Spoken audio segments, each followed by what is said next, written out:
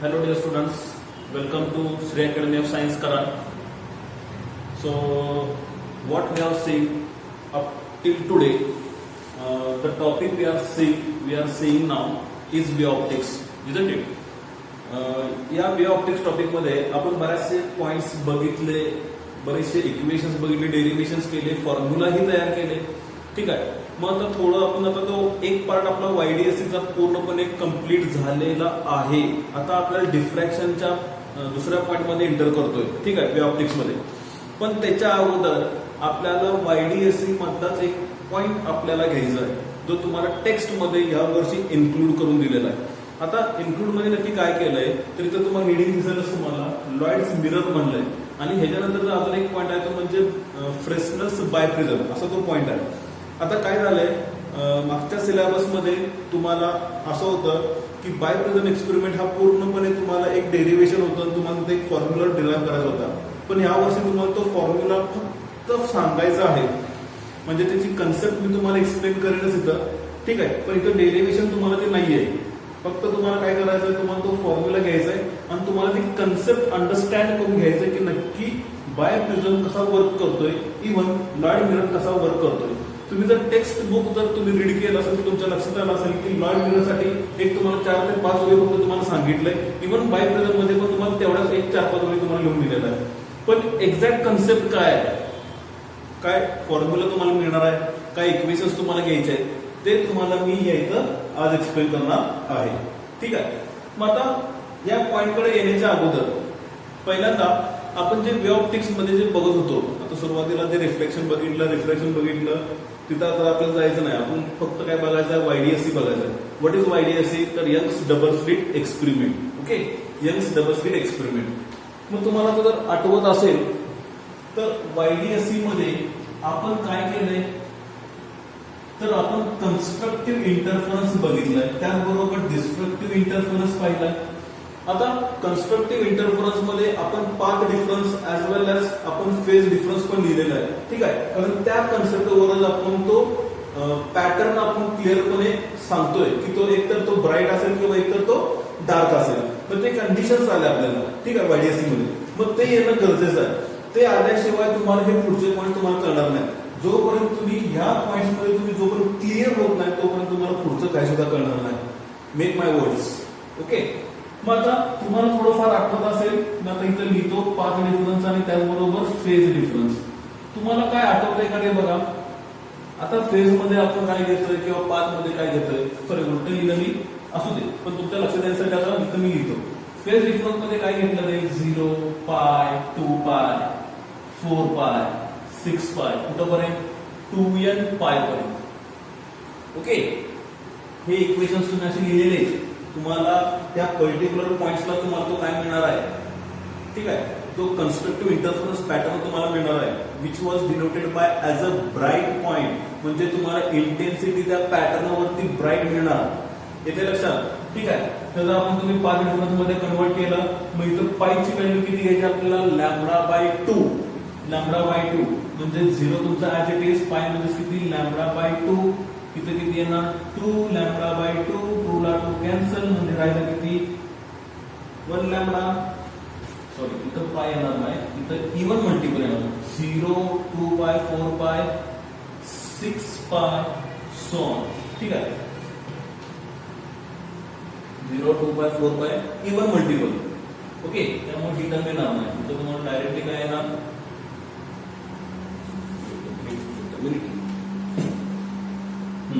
बघा बरं, 0 इथं आला, 2 पाय इथं आला, 2 पाय म्हणजेच λ/2, 4 पाय म्हणजेच 4 λ/2, 6 पाय म्हणजे 6 λ/2 अप टू कुठे येणार, 2n λ/2. म्हणजे पायची किंमत फक्त λ/2 सबस्टिट्यूट केली. ओके. म्हणजे जरी तुम्ही इथं 2 ला 2 कॅन्सल केला तर इथं फक्त राहिला किती रे, इथं राहिला फक्त λ. इथं किती राहिला, 2 to the 4, 2 λ. इथं किती राहिला, 3 λ.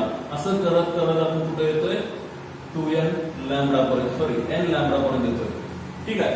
म्हणजे तुम्हाला कन्स्ट्रक्टिव्ह इंटरफरन्स साठी तुम्ही एक तर 2n λ/2 तुम्ही घेऊ शकता किंवा तुम्ही n λ हे तुम्ही घेऊ शकता, as we have explain in previous points. Okay, म्हणजे ऑलरेडी आपण ते कुठेतरी एक्सप्लेन केलेलं आहे. कळतंय? त्याचबरोबर डिस्ट्रक्टिव्हला आपण हेच इक्वेशन आपण ऑड मल्टिपल मध्ये घेतलेलं आहे. ठीक आहे, तर 0 झाल्यानंतर परत तुम्हाला इथं 1 दिसतोय का, तो 1 तुम्हाला इथं मिळणार. म्हणजे फेज पर्यंत मी जर लिहिला फेज, तर काय ना पाय, 3 पाय, 5 पाय, 7 पाय, कुठंपर्यंत 2n-1 पाय पर्यंत. ओके, त्याच्यानंतर 5 डिफरन्स जर बघितला तर 5 मध्ये काय मिळणार आहे तुम्हाला, परत पायची किंमत किती पुट करायची, λ/2 म्हणजे किती येणार, λ/2, 3λ/2, 5λ/2, कुठंपर्यंत 2n-1 λ/2 पर्यंत. ओके, म्हणजे इथं तुम्हाला तो कन्स्ट्रक्टिव्ह इंटरफरन्सचा पॅटर्न साठी तुम्हाला ते पॉइंट्स तुम्हाला मिळतात, कंडिशन पण आहे पुढं. त्याचबरोबर तुम्हाला डिस्ट्रक्टिव्ह मध्ये डार्क पॉइंट साठी पण तुम्हाला इक्वेशन मिळतात. ते पॉइंट्स तुम्ही फक्त पुट केले तुम्हाला ते इक्वेशन तुम्हाला तिथं मिळणार आहे. म्हणजे त्या पॅटर्नवरती तुम्ही ब्राईट आणि डार्क पॉइंट तुम्ही एक्सप्लेन करू शकता. सपोज एखादा पॉइंट त्या पॅटर्नवरती कुठेतरी घेतला, suppose P be a point on the screen, let P be a point on the screen. मग त्यासाठी 2 कंडिशन तुम्ही जर वापरल्या तर 2 कंडिशन पैकी तुम्हाला त्या कंडिशन प्रमाणे ब्राईट असेल तर ब्राईट मिळेल, डार्क असेल तर डार्क मिळेल, as per the number of. ठीक आहे, म्हणजे पहिला मॅक्झिमम असेल, दुसरा मॅक्झिमम असेल, तिसरा असेल, किंवा फर्स्ट डार्क असेल, सेकंड डार्क असेल, थर्ड डार्क असेल. Isn't it? इथंपर्यंत तुमच्या लक्षात आला असेल, हे सगळ्या गोष्टी आपण केलेल्या आहेत. ठीक आहे, मग थोडं आता हे जर तुम्हाला आठवलं असेल तर आता YDSC मध्ये आपण काय केलं, फ्रिंज पॅटर्न. आता फ्रिंजेस जे तुम्हाला स्क्रीनवरती मिळाले, ही जी स्क्रीन जी आपल्याला होती, इथं आपल्याला सेंटर ब्राईट O पॉइंट होता, इथं आपला P होता, तर इथून इथला डिस्टन्स किती घेतला आहे, तिथून इथला डिस्टन्स आपण Y कन्सिडर केला. म्हणजे आपण याला काय म्हणतो, fringe width between 2 bright points और 2 डार्क पॉइंट्स. 2 ब्राईट मधला डिस्टन्स हा Y असेल, 2 डार्क मधला डिस्टन्स पण Y असणार आहे. आणि ते Y चे इक्वेशन आपल्याला किती मिळाले, तर Y is equal to λD upon small d. Y is equal to λD upon small d. Y is the fringe width between 2 bright or 2 dark points. Lambda is the wavelength from the 2 coherent sources. D is the distance between screen and slit. And small d is the distance between 2 coherent sources, between S1 आणि S2. येते का लक्षात? ठीक आहे, म्हणजे bright पॉइंटला पण तुम्हाला फ्रिंज विड्थ एवढीच मिळणार आहे, इव्हन डार्क पॉइंटला पण तुम्हाला फ्रिंज विड्थ एवढीच मिळणार आहे. ओके, जर तुम्हाला हे पॉइंट आता थोडं आठवत असेल, तुम्हाला आठवलं असेल, तर आता या पॉइंटकडे जाऊया, आपण समजून घेऊया. ओके, आता एक लक्षात ठेवायचं आहे, कोहरंट सोर्सेस. तर कोहरंट सोर्सेस म्हणजे काय, थोडं जरा एक्सप्लेन करतो थोडंच. कोहरंटची डेफिनेशन जर तुम्ही लिहिली असेल तर त्याच्यामध्ये कुठेतरी आपण असं लिहिलंय बघा, फेज कॉन्स्टंट हा मेन पार्ट आहे त्या कोहरंटसाठी. आता कोहरंट मध्ये काय होतं, आता कोहरंट मध्ये काय आपल्याला सिंगल वेव्हलेंथ आपण म्हणतोय, सिंगल वेव्हलेंथ कधी मिळणार, ज्यावेळेला एक सोर्स वापरणार त्यावेळेला, बरोबर. म्हणजे एकच सोर्स मी घेतल्यानंतर तिथून येणारी वेव्हलेंथ ही सिंगलच असणार आहे. मग त्याला आपण म्हणतो मोनोक्रोमॅटिक सोर्स, बरोबर, मोनोक्रोमॅटिक सोर्स. मग आता तिथं आपल्याला काय करायचं आहे, तिथं आपल्याला फेज कॉन्स्टंट ठेवायचा आहे. आता एक्सपेरिमेंट आपण बघितला असेल तर आपण काय केलेलं आहे, इथं आपण S1 केला, इथं आपण S2 केलाय, आणि सेंटरला इथं कुठंतरी आपण मेन सोर्स कन्सिडर केला. ओके, आठवतंय का, थोडं आपल्याला स्क्रीन काहीतरी मिळत होते की जेणेकरून इथून ते वेव्हफॉर्म्स बाहेर पडले, इथून ते वेव्हफॉर्म बाहेर पडले, आणि पुढे स्क्रीनवरती आपल्याला पॅटर्न तो बघायला मिळाला. ओके, म्हणजे आता फक्त मला काय सांगायचं आहे, इथं S1 आणि S2 हा हे काय आहे, these are the 2 coherent sources. These are the 2 coherent sources. मग आता ह्याला कोहरंट का म्हटलंय, कारण एकाच सोर्स मधून त्या वेव्ह आल्या ना, इथून जे वेव्ह आले ते कुठे गेले, ते त्या S1 मध्ये पण गेले आणि ते S2 मध्ये पण गेले. त्यामुळे एका सोर्स मधून ती लाईट येत असल्यामुळं इथं तुम्हाला तेवढीच वेव्हलेंथ मिळाली, इथं पण तुम्हाला तेवढीच वेव्हलेंथ मिळाली. म्हणून इथं त्यांचा फेज काय झाला, एकसारखाच झाला. जेवढा फेज तुम्हाला इथून S1 पासून S2 पर्यंत यायला लागतोय, तेवढाच फेज तुम्हाला S1 पासून S पासून S2 पर्यंत लागणार आहे. कळतंय? मग आता सपोज इथून S पासून S पर्यंत जर पाय लागत असेल, इथून पण तुम्हाला किती लागणार आहे, पाय लागणार, पाय मायनस पाय 0, म्हणजे इथला फेज डिफरन्स तुम्हाला किती मिळणार आहे, 0 मिळणार आहे. येते लक्षात? म्हणजे येणारी वेव्हलेंथ ह्या S1 आणि S2 मध्ये सारखीच असणार आहे. म्हणजेच त्या फेज त्या दोघांच्या मधला कॉन्स्टंट आहे. एका सोर्स मधून येत असल्यामुळे त्याचा फेज काय कॉन्स्टंट आहे. ओके, मग आता जिथं फेज कॉन्स्टंट आहे तिथं तुम्हाला काय मिळणार आहे, कोव्हरंट सोर्सेस. जिथं फेज कॉन्स्टंट आहे तिथं तुम्हाला काय मिळणार आहे, कोव्हरंट सोर्सेस. इथे लक्षात. ठीक आहे, आता तुम्ही जर या लॉइड्स मिरर मध्ये जर बघितलं तर आता आपल्याला फिगर मध्ये काय दिसतंय, तर त्या फिगर मध्ये तुम्हाला एकच सोर्स दिसतोय. म्हणजे फक्त एकच सोर्स कन्सिडर केला तो म्हणजे S1. त्याचबरोबर एक मिरर ही कन्सिडर केलाय, जो मिरर आपण त्या ह्या लाईन वरती आपण तो मध्येच कुठेतरी प्लेस करतोय. ठीक आहे, या पद्धतीने आपण प्लेस केला दिसतोय तुम्हाला फिगर मध्ये. आणि पुढे बघितलं तर तुम्हाला एक स्क्रीन दिसते. ठीक आहे, दिस इज द स्क्रीन. ही स्क्रीन आहे. आता या स्क्रीन वरती आपल्याला काय करायचं आहे, इंटरफरन्स पॅटर्न बघायचा आहे. म्हणजे तुम्हाला कुठेतरी सेंट्रल ब्राईट मिळेल, तिथून वरती तुम्हाला first dark, first bright, second bright, second dark, हे पॅटर्न तुम्हाला वरच्या बाजूला, इव्हन तसंच तुम्हाला सेंट्रल ब्राईट पासून खालच्या बाजूला पण तुम्हाला बघायला मिळेल. पण आता ऍक्च्युअली या लॉइड मिरर मध्ये होतंय काय हे आता आपण इथं ह्याच्यामध्ये बघतोय. तर तुम्ही जर बघितलं असेल तर आता फिगर मध्ये बघा, इथं सेंटरला आपण एक सोर्स कन्सिडर करू, तो म्हणजे S. तिथून हे दोन स्लिट्स आपले तयार झाले होते, एक म्हणजे S1, दुसरा म्हणजे S2. पण आता इथं तसं काय आहे का, तसं काहीच नाही. इथं आपण एकच सोर्स कन्सिडर केला, तो म्हणजे S1. आता S1 पासून तुम्हाला त्या ऑब्जेक्टची तुम्हाला इमेज मिळणार आहे. इमॅजिन करा, S1 is the object. Imagine काय करा, S1 हा एक ऑब्जेक्ट आहे, त्या ऑब्जेक्टची तुम्हाला काय करायचं, इमेज बनवायची आहे. ठीक आहे, मग ती इमेजेस तुम्हाला तो S2 चा पार्ट तुमचा पूर्ण करणार आहे. Got it? काय म्हणतोय, आपल्याकडे S1 आणि S2 सेपरेट होते. आता आपल्याकडे काय सिंगल आहे, सिंगल S1 आहे.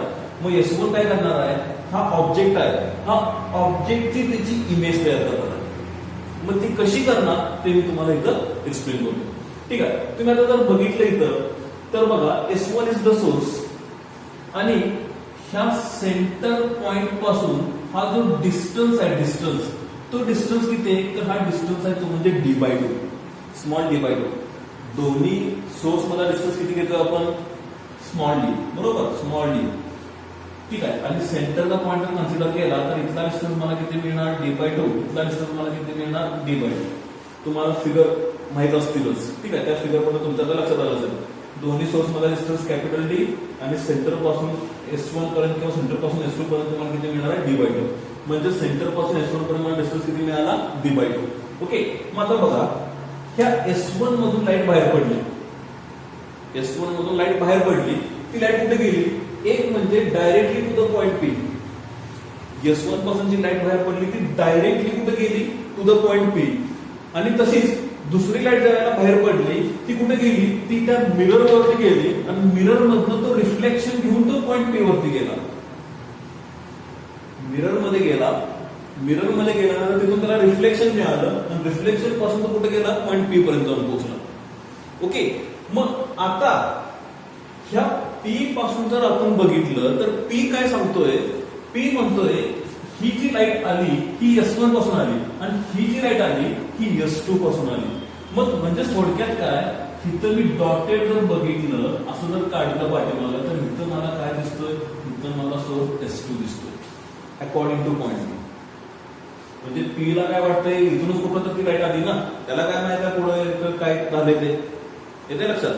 म्हणजे लाईट तर आली, कशी आली ते त्याला कुठं माहित आहे, रिफ्लेक्शन म्हणून आल्या का काय म्हणून दुसरं काय म्हणून आले. फक्त त्याला इमेज काय होतंय, तिथेही दुसरा सोर्स आहे, इथून ती लाईट आलेली आहे. ओके, म्हणजे अशा पद्धतीनं ह्या S1 ची ही S2 काय झाली, इमेज तयार झाली. ही कसली इमेज आहे, तर ह्या इमेजला आपण व्हर्च्युअल इमेज आपण म्हणतो of S1. S2 is the virtual image of S1. Note down करून घ्या हे point. S2 is the virtual image of S1. कळत आहे? ठीक आहे, म्हणजे आता तुम्हाला पॉइंट P तुम्हाला मिळाला. म्हणजे इथं परत काय झालं, आता इथं S1 एकच सोर्स होता, आता S1 पासून दुसरा सोर्स तयार झाला. म्हणजे ते S1 च काय आहे, इमेजच आहे. ठीक आहे, मग S1 मधनं जर जेवढी लाईट पडत असेल तर ती S2 मधनं पण किती पडणार आहे, तेवढीच पडणार ना, का त्याच्यापेक्षा वेगळी पडणार, काय सेमच पडणार. त्यामुळं इथून ह्या दोन्ही सोर्स मधला जर फेज मला जर बघायचा जर झाला तर फेज मला किती मिळणार आहे? आता एका सोर्स मधून ती लाईट बाहेर पडलेली आहे, मग त्यामुळं फेज किती मिळणार आहे? फेज मला कॉन्स्टंटच मिळणार आहे. म्हणजे इथला फेज डिफरन्स मला किती मिळणार आहे? परत झिरोच मिळणार आहे. म्हणजे फेज मला झिरो मिळाला किंवा कॉन्स्टंट मिळाला, म्हणजे हे दोन्ही सोर्सेस काय झाले? These are the coherent sources. मग आता कोहरंट सोर्सेस का पाहिजे? कारण पॅटर्न आपली क्लिअर दिसणार आहे. जर कोहरंट सोर्स जर नसतील तर पॅटर्न तुम्हाला क्लिअर दिसणारच नाही, तो मर्ज होईल कुठेतरी एकमेकांमध्ये. जर आपल्याला पॅटर्न जर क्लिअर बघायचा असेल तर आपल्याला हे सोर्सेस काय पाहिजे? कोहरंट सोर्सेस. येते लक्षात? Got it my point? ठीक आहे. परत एकदा बघा, S1 मधून S1 आपल्याकडे एकच सोर्स होता, त्या सोर्स मधून काय केलं? लाईट आपण पास केली. एक लाईट तुमची डायरेक्टली पी पॉइंट पर्यंत पोहोचली, दुसरी लाईट कुठे गेली? त्या मिरर वरती गेली आणि मिरर मधून त्याला रिफ्लेक्शन मिळून तो कुठे गेला? पी वरती पोहोचला. ठीक आहे. आता पी पासून जर बघितलं तर पी काय सांगतोय? ही लाईट तुमच्या दुसऱ्या सोर्स मधून आलेली आहे. म्हणजे त्याची थोडक्यात काय झाली? डॉटेड लाईन मी पाठीमागे एक्सटेंड करून मला इथे सोर्स S2 मिळाला. म्हणजे S2 काय आहे? S2 is the virtual image of source S1. ते मी इथे लिहिलं. हे नोट डाऊन करून घ्यायचं आहे, मेन पॉइंट आहे. ठीक आहे. मग आता दोन सोर्सेस मिळाले. मग आता S2 कोण आहे? S1 चीच इमेज आहे. जर मी जर एवढी वेव्हलेंथ बाहेर पाडतो तर तो किती दाखवणार? तेवढाच दाखवणार आहे ना, त्याच्यापेक्षा वेगळी दाखवणार आहे, तीच दाखवणार. त्यामुळे दोघांच्या मधला जो फेज मला मिळतोय तो किती मिळतोय? झिरो मिळतोय किंवा तो कॉन्स्टंट आहे. येते लक्षात? मग हे कॉन्स्टंट झाल्यामुळे ते दोन सोर्सेस काय झाले? These are the coherent sources.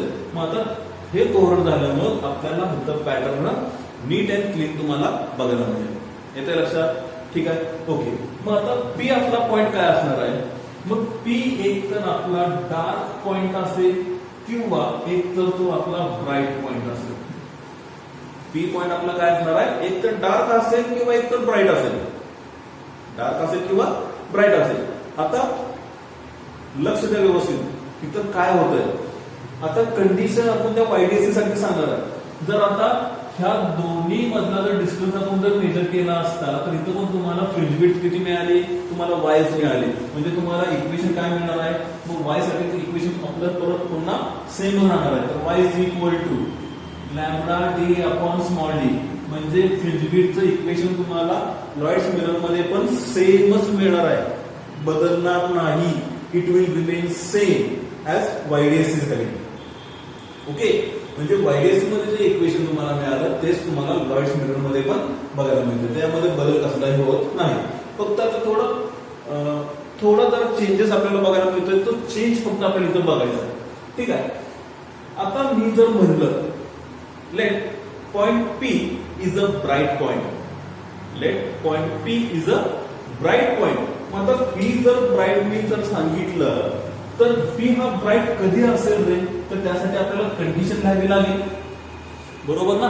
Condition लिहावी लागेल. तर ती कंडिशन काय असणार आहे रे? मी असं म्हणतो P is A bright point. P is A bright point. मग P जर ब्राईट असेल तर YDSC मध्ये आपण काय सांगितलं होतं? आपण त्याचा पाथ डिफरन्स घेतला होता. मग पाथ डिफरन्सला काय म्हणलं होतं रे? एक म्हणजे डेल्टा एक्स म्हणलं होतं. Delta x is equal to S2P minus S1P. S2P minus S1P which is equal to अजून एक पाथ डिफरन्स आपल्याला मिळाला होता. ठीक आहे. इथून जर मी जर परपेंडिक्युलर ड्रॉ केला तर इथं मला काय मिळणार आहे? इथं मला परत डेल्टा एक्स मिळणार आहे, परत मला एक पाथ डिफरन्स मिळेल. ओके. मग तो एक पाथ डिफरन्स मला किती मिळतो? इथं डी साइन थीटा. येतंय का लक्षात? ठीक आहे. हे पाथ डिफरन्स आपण फाइंड केलेले आहे. मग आता जर ब्राईट असेल तर आपण काय म्हटलं होतं? तिथं आपण इक्वेशन घेतलं होतं n लॅम्बडा किंवा 2n लॅम्बडा बाय 2. 2 ला 2 कॅन्सल झाला म्हणजेच n लॅम्बडा. मग हे इक्वेशन कोणाचं आहे? कन्स्ट्रक्टिव्ह इंटरफरन्स आहे का डिस्ट्रक्टिव्ह इंटरफरन्स आहे? बघा मगाच्या पॉइंटवर परत आपण रिपीट मध्ये आलो. हा P मला काय सांगायचा आहे? P मला ब्राईट पॉइंट सांगायचा आहे. म्हणजे इंटेन्सिटी काय असणार आहे? मॅक्झिमम. मग इंटेन्सिटी मॅक्झिमम असेल तर या पाथ डिफरन्सला इक्वेशन काय पाहिजे मला? n lambda. ओके. कळतंय का?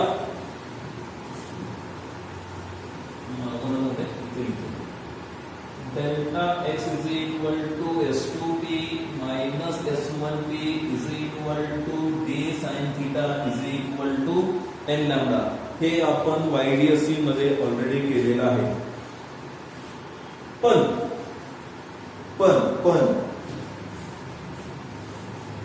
मी एक काम करतो, लागला दुसरा पॉईंट पण लिहितो. दुसरा पॉईंट लिहिल्यानंतर तुम्हाला पण सांगतो की नक्की काय होतं. ठीक आहे. आता मी जर असं म्हणलं P is a dark point, P is a dark point, तर इक्वेशन मला काय मिळणार आहे? Delta x is equal to S2P minus S1P is equal to d sin theta is equal to 2n minus 1 lambda d upon 2e.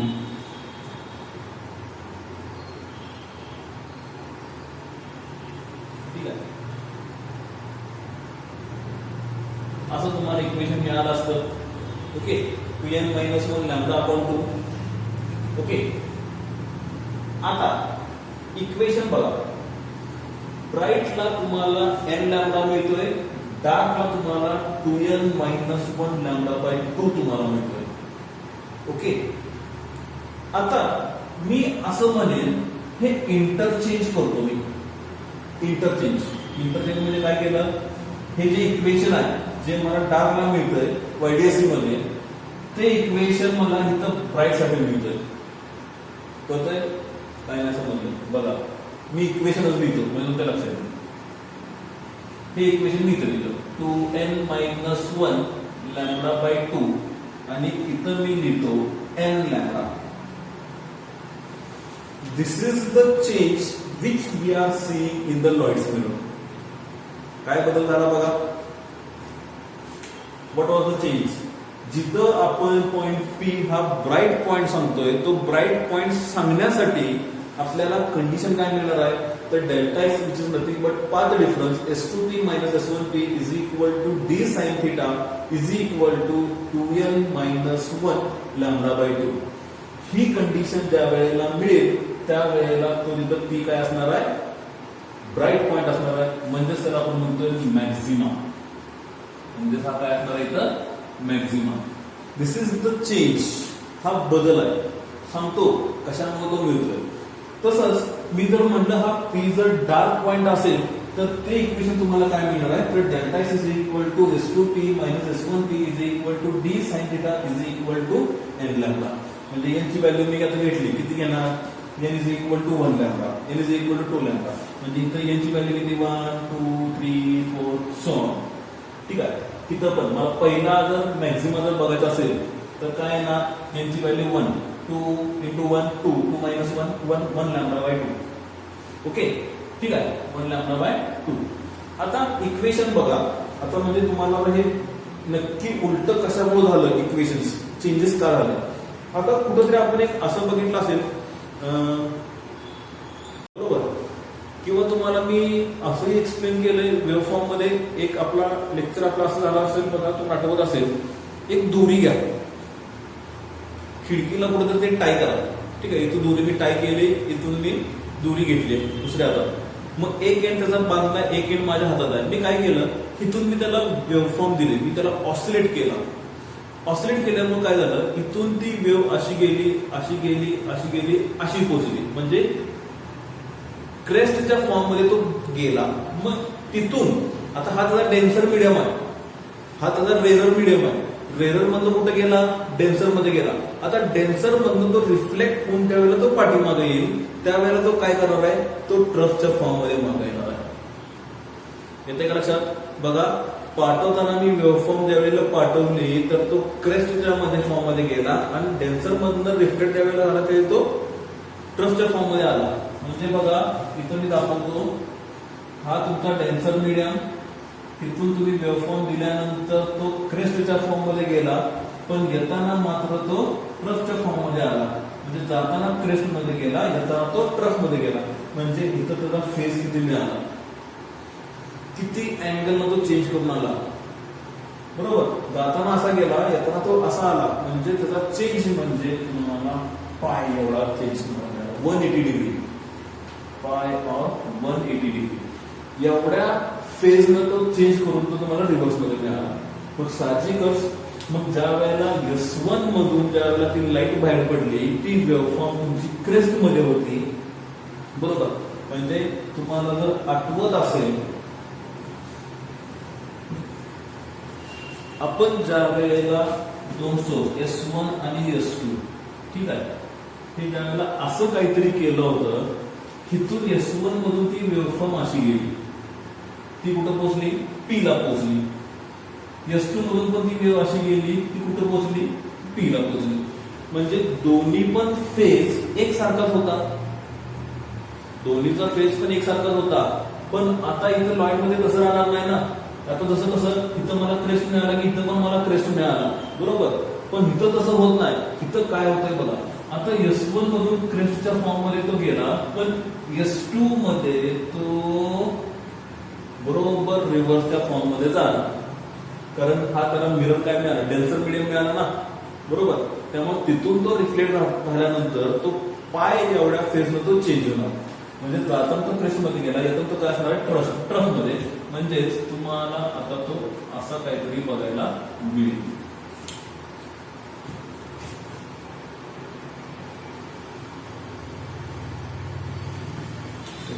बघा, इथं तो असा दिसेल आणि इथं तुम्हाला तो असा दिसेल. कळलं का? म्हणजे इथं तुम्हाला क्रेस्ट मिळाला, इथं तुम्हाला ट्रफ मिळाला. मग क्रेस्ट आणि ट्रफ हे अल्टरनेटिव्ह मिळत असल्यामुळं तुम्हाला हा पॉइंट P हा तुमचा चेंज करून दाखवतोय. मग तिथं ब्राईट असेल तर तुमची कंडिशन तुमची ही असणार आहे. सॉरी, ब्राईटला तुम्हाला मॅक्झिमासाठी ही मिळेल 2n-1 λ/2. आणि जर P तुमचा डार्क असेल तर तुम्हाला इथं काय मिळणार आहे, n λ. नोट डाऊन करून घ्यायचं आहे. These points are very important. तुम्हाला हे अति महत्वाचं आहे. तुम्हाला कन्फ्युजन करून घ्यायचं नाहीये. वायडी अशी प्लेन एक्सपेरिमेंट असेल तर तुम्हाला इक्वेशन काय मिळणार आहे, तर d sin θ = n λ. आणि डार्क असेल तर d sin θ = 2n-1 λ/2. पण लॉईड मिरर जर तुम्हाला विचारलं असेल तर बरोबर त्याचे इक्वेशन्स काय होतात, चेंज होतात. म्हणजे d sin θ ब्राईट साठी काय मिळणार आहे, 2n-1 λ/2. आणि डार्क साठी काय मिळणार आहे, d sin θ = n λ. समजले तर बरे. नोट डाऊन करा, पॉज करा, नोट डाऊन करून घ्या. पॉज करून नोट डाऊन करून घ्या.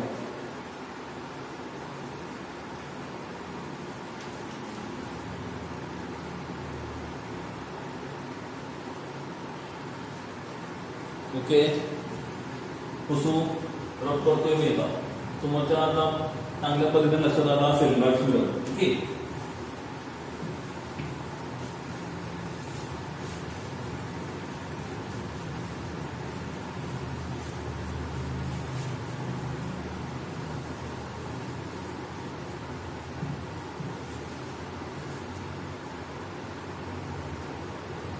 एक एक्झाम्पल घेतो.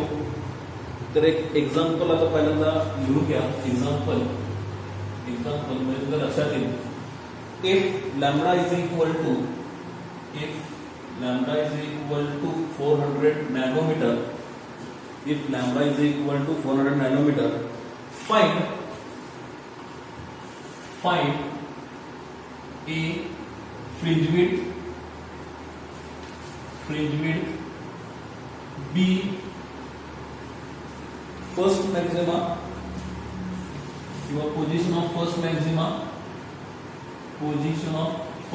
मॅक्झिमा, आणि पोझिशन ऑफ फर्स्ट मिनिमा,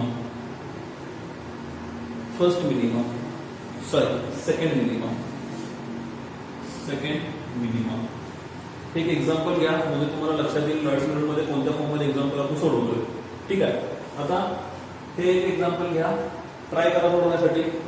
आता तुम्हाला इथं फिगर एक दिलेले, तर फिगर बघा, ही फिगर तुमची असणार आहे, ही फिगर असणार आहे. इथं पॉइंट P आहे, इथं तुमचा मिरर आहे,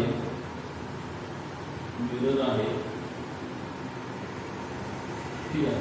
इथं तुमचा सोर्स S1 आहे. इथला डिस्टन्स तुम्हाला दिलाय बहुतेक, तर डिस्टन्स दिलाय 1.5 मिलीमीटर. इथला डिस्टन्स आपला कॅपिटल D असणार आहे, आणि तो कॅपिटल D म्हणजे तुम्हाला 3 मीटर दिलेला आहे. ठीक आहे. आणि इथला म्हणजे Y, आणि तो y आपल्याला काय करायचा इथं फाइंड करायचा. ओके, ठीक आहे. ट्राय करा, सॉल्व्ह करायचा प्रयत्न करा, सॉल्व्ह करायचा प्रयत्न करा. पॉज करून सॉल्व्ह करायचा प्रयत्न करा. ठीक आहे, पॉज करून. चलो आपण ट्राय करूया. आन्सर फक्त चेक करा बरोबर आहे का नाही ते. ठीक आहे. आता काय केलंय, फ्रिंज बिट फाइंड करायचं आहे. आता फ्रिंज बिट फाइंड करण्यासाठी फॉर्म्युला काय, सेमच फॉर्म्युला आहे, y is equal to lambda D upon small D. Okay, आता हे सगळे आन्सर्स कशामध्ये पाहिजे, आपल्याला मिलीमीटर मध्ये पाहिजे. आन्सर कशामध्ये पाहिजे, तिन्ही पण आन्सर आपल्याला मिलीमीटर मध्ये पाहिजे. त्यामुळं जरा कन्वर्जन करा व्यवस्थित. ओके, ठीक आहे. y is equal to lambda D upon D. आता लॅम्बडाची किंमत आपल्याला दिलेली आहे, कॅपिटल डी तुम्हाला फिगर मध्ये दिसतोय, स्मॉल डी अजून आपल्याला दिलेला नाही. हा डिस्टन्स दिलाय म्हणजे तो d/2 आहे, d/2 आहे. आता जर इथं सोर्स S1 असेल तर इथून तुम्हाला ती लाईट अशी ट्रॅव्हल करेल, इथून ती लाईट अशी ट्रॅव्हल करेल आणि इथून तुम्हाला जो मिळेल तो म्हणजे S2. मग आता इथला डिस्टन्स आपल्याला माहिती आहे सेंटर पासून S1 पर्यंत म्हणजे किती 1.5, म्हणजेच इथं पण आपल्याला किती मिळणार आहे 1.5 मिळणार आहे. ठीक आहे. मग आता 1.5 प्लस 1.5 हा किती मिळणार, म्हणजेच d इज इक्वल टू दीड आणि दीड त्याला 3 आला, 3 मिलीमीटर तुम्हाला d मिळाला. समजलं? ठीक आहे. आता या व्हॅल्यूज पुट करा. किती येते 400 नॅनोमीटर मध्ये इंटू 10⁻⁹ कॅपिटल डी म्हणजे 3 मीटर अपॉन डी किती 3 मिलीमीटर. ओके, आता मिलीमीटर म्हणजे पर्यंत मला मीटर मध्ये करावं लागेल कारण हा नॅनोमीटर दिलाय, म्हणजे मीटर मध्ये 10⁻10 वगैरे होत आहे. पर्यंत मीटर मध्ये सोडवा, नंतर मिलीमीटर मध्ये करा. म्हणजे किती येत आहे 400 into 3 into 10⁻⁹ divided by 3 into 10⁻, मिलीमीटरचं मीटर म्हणजे -3. हा 3 ला 3 कॅन्सल झाला, -3 वरती गेला म्हणजे 400 इंटू 10⁻⁻⁹ इंटू 10⁻+3. किती येते रे बघा, 9 मधून 3 गेले 6 इंटू 10⁻⁻⁶. ठीक आहे, 2 शून्य गेले. आपल्याला हे कशामध्ये करायचं आहे, मिलीमीटर मध्ये करायचं आहे. म्हणजे आता मिलीमीटर मध्ये 10⁻³ म्हणजे 1 2 3 म्हणजे आन्सर तुम्हाला मिळेल 0.4 मिलीमीटर म्हणजे 10⁻⁻3. ठीक आहे, हे मिळालं तुम्हाला वायचं इक्वेशन. चेक करा.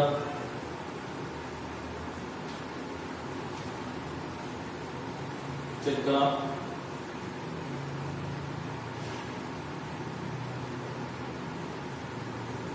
ठीक आहे, हे रद्द करतोय. इथून डायरेक्ट इक्वेशन लिहितो y is equal to 0.4 millimetre. हे तुमचं पहिलं आन्सर. आता आपल्याला बी सोडवायचं, बी सॉल्व्ह करायचं. बी काय आहे, पोझिशन ऑफ फर्स्ट मॅक्झिमा. आता पोझिशन ऑफ फर्स्ट मॅक्झिमा म्हणजे काय येणार, काय इक्वेशन आहे आपलं, delta X path difference, delta x is equal to S2P minus S1P किंवा d sin θ इक्वल टू कसं तरी काहीतरी इक्वेशन घ्यायचं आहे. ठीक आहे. मग आता अँगल वगैरे काय दिलेलं नाही त्यामुळे d sin θ घेण्याची काही गरज नाही, डायरेक्टली S2P मायनस S1P त्याच्या जागी डेल्टा एक्स म्हटलं तरी चालेल. मग delta x is equal to first maxima काय म्हटलं होतं n लॅम्बडा की 2n-1 λ/2.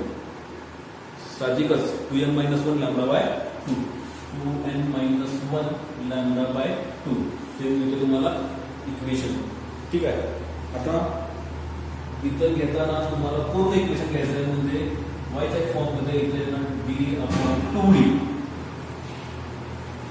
इथं आपण फक्त इक्वेशन कन्सिडर केलं होतं, ते कन्स्ट्रक्टिव्ह आणि डिस्ट्रक्टिव्ह मधला फॉर्म घेतला होता. इथं टोटल इक्वेशन तुम्हाला घ्यायचं आहे. म्हणजे इथं इक्वेशन लिहितो मी परत एकदा 2n-1 λd/2d आणि इथं आपण काय म्हणलं होतं n λd/d.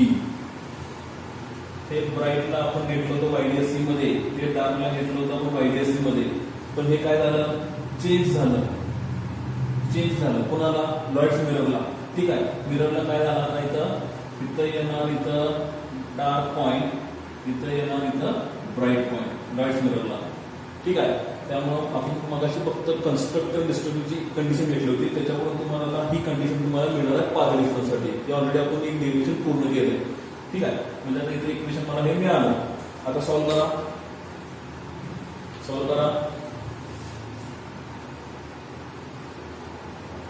ब्राईट आहे ना, मॅक्झिमम मध्ये किती येणार, फर्स्ट मध्ये यांची व्हॅल्यू किती, यांची व्हॅल्यू येणार 1, म्हणजे lambda X is equal to 2 into 1 2 minus 1 lambda d upon 2d which is equal to 1 lambda d upon 2d is equal to lambda d upon d तुम्हाला मिळालेला आहे, म्हणजे किती येते इथं 0.4 मिलीमीटर अपॉन 2, म्हणजे किती येते 0.2 मिलीमीटर.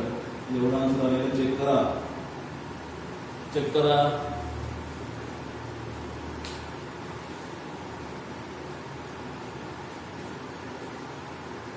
समजलं.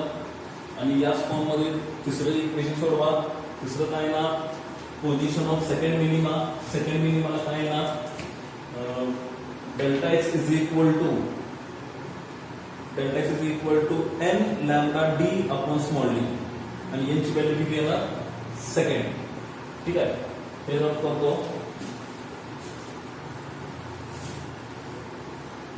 आणि इथं सी चा लिहितो.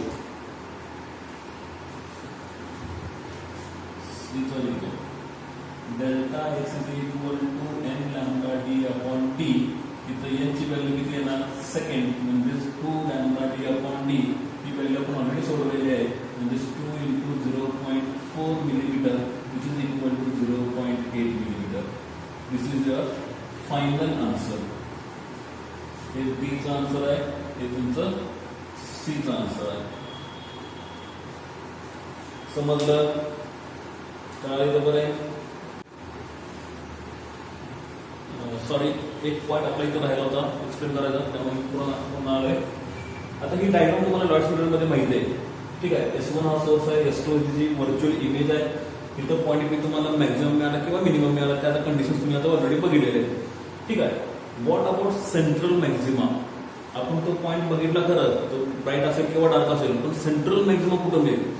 आता सेंट्रल मॅक्झिमम म्हटलं की आपण पाथ डिफरन्स किती घेतो रे, delta x is equal to 0. ठीक आहे, म्हणजे ज्यावेळेला मी S1 आणि S2 ज्यावेळेला मी कन्सिडर करतोय आणि तिथं सेंटरला मला त्यावेळेला पॉईंट इथं O घेईल, त्यावेळेला मला काय मिळणार आहे, S2O minus S1O is equal to 0. ठीक आहे, मग तो सेंट्रल ब्राईट मला इथं O ला मिळेल का, फॉर लॉर्ड्स मिरर तो मला O ला मिळेल का. ठीक आहे, बघा, चेक करा. आता ज्या वेळेला S1 मधून ज्या वेळेला लाईट ट्रॅव्हल करेल, S1 मधून ज्या वेळेला लाईट ट्रॅव्हल करेल O पर्यंत, त्यावेळेला S2 मधून लाईट ट्रॅव्हल करेल का, कारण इथं मिरर आहे ना, मिरर. आता रिफ्लेक्शन घेऊन तो कुठं जाणार आहे, तो इकडेच कुठेतरी जाईल ना, म्हणजे तुम्हाला इथं सेंट्रल ब्राईट मिळणार आहे का, हिथून रिफ्लेक्शन कुठे इकडं तो असेल का, शक्यच नाही. म्हणजे तुम्हाला लॉर्ड्स मिरर मध्ये तुम्हाला सेंट्रल ब्राईट मिरर नाही, तुम्हाला फक्त वरचा पॅटर्न तुम्हाला फक्त बघायला मिळेल. येते लक्षात. ठीक आहे, सेंट्रल मॅक्झिमा तुम्हाला मिळणार नाही. कदाचित तुम्हाला first bright, second bright, third bright, first dark, second dark, third dark, किंवा सेकंड पासून ही तुमची सुरुवात होऊ शकते. मग तुम्ही सेकंडला तुम्ही फर्स्ट म्हटलं तरी चालेल. येते लक्षात. म्हणजे इथून ज्या वेळेला लाईट सेंटरला पोहोचणार त्यावेळेला इथून ती लाईट त्याला शक्य होत नाही, म्हणजे S2 पासून तो पोहोचू शकत नाही, कारण S2 काय, एक तर त्या सोर्स S1 चा व्हर्च्युअल इमेज आहे, म्हणजे इमॅजिनरी आहे. ठीक आहे, त्यामुळे तो इथून तर तो पोहोचणार नाही, त्यामुळे सेंट्रल मॅक्झिमा तुम्हाला मिळत नाही. There is no central maxima. ठीक आहे, मग what about interference pattern in downward direction. साहजिकच सेंट्रल मॅक्झिमा जर मला मिळत नसेल तर मला खालच्या बाजूला पॅटर्न कसा मिळेल मला बघायला मिळणारच नाही. म्हणजे इथून डाऊनवर्ड डायरेक्शनला कसलाही पॅटर्न नाही. म्हणजे लॉर्ड्स मिरर मध्ये फक्त तुम्हाला वरच्या बाजूला पॅटर्न तुम्हाला मिळत जाणार आहे. ठीक आहे, सपोज तुम्ही सोर्स इकडे कन्सिडर केला, ही मिरर तुम्ही उलटी प्लेस केली. ठीक आहे, मग तुम्हाला काय मिळेल, इथून तुम्हाला ही लाईट अशी मिळेल, इकडे तुम्हाला मिरर असा मिळेल, इथून मग लाईट क्रॉस करेल, इथून तुम्हाला लाईट अशी मिळेल. म्हणजे पॅटर्न तुम्हाला खालच्या बाजूला बघायला मिळेल, वरचा बाजू तुमचं काय असणार आहे, रिकामा असणार आहे. समजलं. म्हणजे लॉर्ड्स मिरर मध्ये there is no central maxima and there is no pattern in the downward direction. The pattern will be available only in upward direction. Okay, एवढा एक पॉईंट राहिला तो थोडा मी क्लिअर केला. ठीक आहे. Okay, thank you.